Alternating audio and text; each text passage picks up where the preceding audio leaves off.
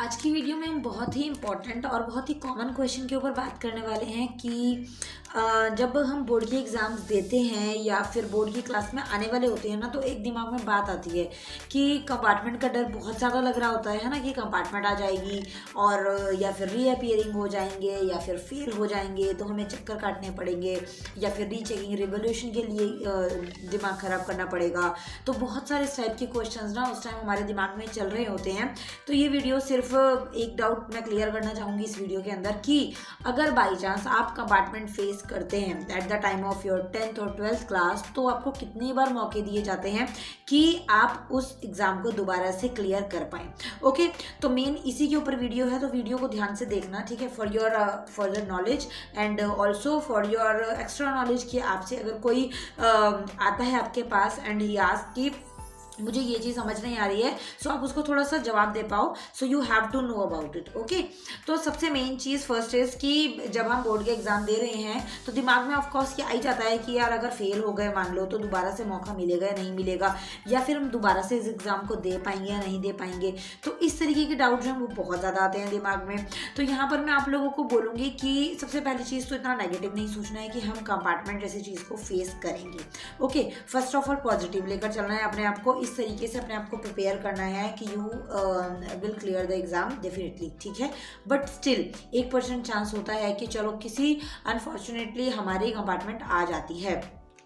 In that condition आप board में क्या फंडा है, मतलब क्या फेल माना जाएगा या फिर कंपार्टमेंट है तो सिर्फ उसी का पेपर देना है, and also how many times we can give the exam in future. तो वो सारे क्वेश्चन दिमाग में आते हैं ऑफकोर्स। तो यहाँ पर मैं आप लोगों को सिंपल सी चीज़ बताऊंगी, बस ध्यान से सुनना। जैसे कि फॉर एग्जाम्पल आप 10th का पेपर देते हो या 12th का पेपर देते हो, आपकी कंपार्टमेंट आ जाती है, ठीक है, आपकी नहीं, मैं अपने आप को लेकर चलती हूँ कि मेरी कंपार्टमेंट आ जाती है, मैं 10th या 12th का लेकर चल रही हूँ। तो अब जब मेरी कंपार्टमेंट आएगी तो देखो, एक कंपार्टमेंट होता है, एक रीअपियरिंग होता है या फेल होता है। फेल के अंदर आपको पूरी की पूरी क्लास जो है वो दोबारा से करनी पड़ती है, और कंपार्टमेंट अगर आती है so you have to give 1 or 2 exam, ठीक है, जिसके अंदर आपके मार्क्स जो है वो शो नहीं हो रहे होते, आगे डैश का निशान लगा हुआ होता है। सो दैट मीन कि आप वो एग्ज़ाम को क्वालिफाई नहीं कर पाए हैं, सो आपको वो दोनों एग्जाम्स जो हैं वो देने हैं, ठीक है। This is totally in compartment, ठीक है। तो अब यहाँ पर कब मौका दिया जाता है या फिर कब आप उस एग्ज़ाम को दे सकते हैं, तो सिंपली जब आपका पेपर हुआ, जैसे कि अभी मान लो 2024 चल रहा है, तो 24 में आप लोगों के मार्च में पेपर चाहिए और अप्रैल में आपके पेपर ख़त्म हो जाएंगे, ठीक है। मई या जून स्टार्टिंग तक आप लोगों का रिजल्ट आ जाएगा। अब मान लो 1 या 2 सब्जेक्ट में मेरी कंपार्टमेंट आ जाती है 10th में या 12th में, तो यहाँ पर आपको 1 से 1.5 महीने के अंदर दोबारा से मौका दिया जाता है कि आप उस एग्ज़ाम को क्लियर कर पाएँ। Okay, first chance is this.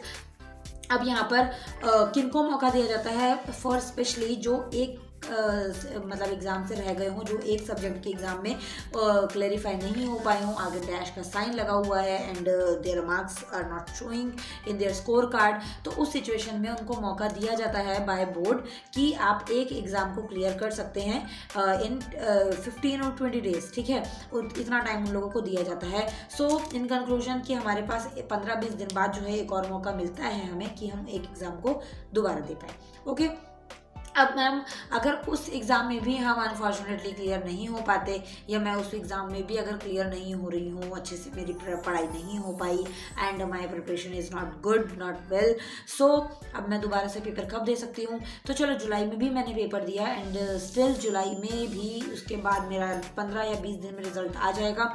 फिर भी मैं अगर क्लियर नहीं कर पाती हूँ तो मुझे सितंबर, अक्टूबर या नवंबर में चांस दिया जाता है फॉर नेक्स्ट एग्ज़ाम, ठीक है। इस एग्ज़ाम तक आते आते आप एक कैटेगरी के अंदर डिवाइड हो जाते हैं, that is called CTP category, ठीक है। फिर आप CTP के अंडर स्टूडेंट माने जाते हो, means you can say open board student. ये कोई धब्बा नहीं है, कोई कलंक नहीं है कि आप लोग सोचो कि यार ओपन से क्यों हो गए, हम तो रेगुलर में थे, कोई फ़र्क नहीं पड़ता।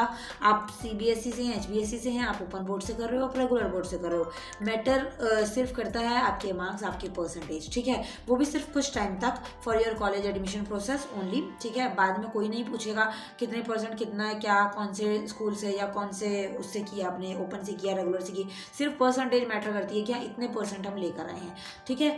कहने को ओपन वाले बच्चे भी बहुत अच्छे परसेंटेज लेकर आते हैं और नॉर्मल वाले स्टूडेंट्स से आगे भी निकल जाते हैं। So all things are depend on your preparation, on your hard work ऐसा कुछ नहीं है। वो सुनी होगी एक फैक्ट कि जो पढ़ने वाला बच्चा है वो कहीं पर भी पढ़ लेगा, जो नहीं पढ़ने वाला है उसको आप तमाम फैसिलिटीज़ दे दीजिए, वो नहीं पढ़ सकता, ठीक है। तो all things are depend on your hard work and your performance.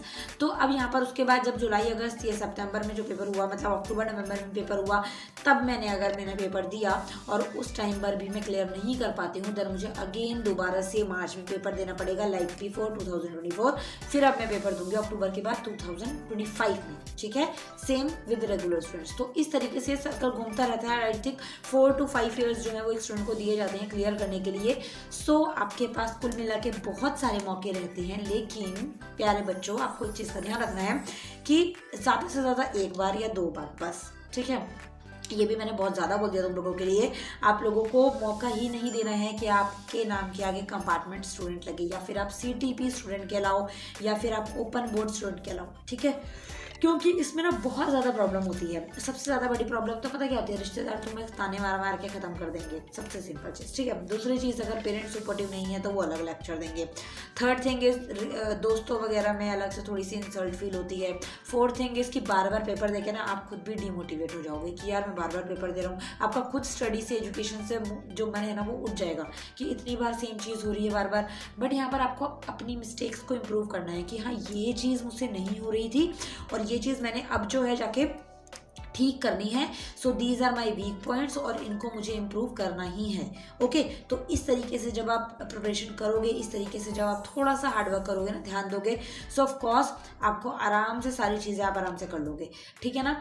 तो इन चीज़ों का थोड़ा सा ध्यान रखना है। चांसेस बहुत सारे होते हैं आपको दोबारा एग्जाम देने के, बट मेन मैटर ये करता है कि आप उसको एक ही बार में क्लियर करें तो बहुत बढ़िया चीज़ है, ठीक है। नहीं हुआ तो सेकंड टाइम डेफिनेटली आप लोगों को करना है। कंपार्टमेंट के चक्कर में नहीं पढ़ना है, खुद से प्रॉमिस कर लो कि अच्छे से तैयारी करनी है। और रही बात बोर्ड एग्ज़ाम की, बच्चे बहुत ज़्यादा डरते हैं, बहुत ज़्यादा सॉरी टू से मुझे थोड़ा सा नींद भी आ रही है क्योंकि बहुत लेट नाइट हो गई है ये रिकॉर्डिंग करते हुए।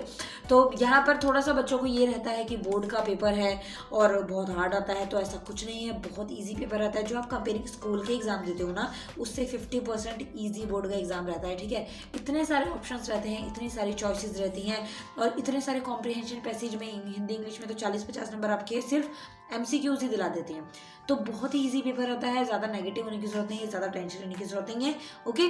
कोई भी डाउट होता है कमेंट्स कीजिए। इंस्टाग्राम टेलीग्राम के ग्रुप्स हैं जो डिस्क्रिप्शन में आपको मिल जाएंगे। So go there and message me if you have any doubt और if you want any type of suggestion from me related to your study और लाइफ, ठीक है। और इसके अलावा में अगर आप first time if you are interacting me, so please make sure to subscribe the channel, okay. And if you are watching my video first time, so please like the video and share this video more and more to your friends so that anyone who want help, so this video will fulfill their need, ठीक है ना। उस वजह से जो है उनको कोई अगर प्रॉब्लम होगी, इस रिलेटेड कोई क्वेश्चन होगा उनका, तो वो चीज़ क्लियर हो जाएगी, ओके। और एक बात लास्ट में कि हमेशा पॉजिटिव रहना है, नेगेटिव रिजल्ट के बारे में नहीं सोचना। सिर्फ और सिर्फ आप लोगों को अपने हार्डवर्क पर ध्यान देना है। अगर हार्डवर्क अच्छा रहेगा ना बच्चा, तो अपने आप के रिजल्ट जो है वो बेस्ट ही निकलते हैं। No need to do anything और no need to show off anything to someone कि आपको ये चीज़ करनी है नहीं करनी है।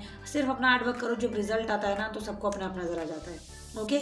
नेक्स्ट वीडियो में मिलती हूँ मैं। Thank you so much for watching. ऐसे ही रिलेटेड और भी डाउट्स हो तो मुझसे क्लियर कीजिए, कमेंट्स कीजिए। मैं कमेंट्स देख के जो मुझे इंपॉर्टेंट डाउट लगेगा फॉर यू ऑल, सो मैं उसके ऊपर नेक्स्ट वीडियो लेकर आऊँगी, ठीक है। Thank you so much, bye bye.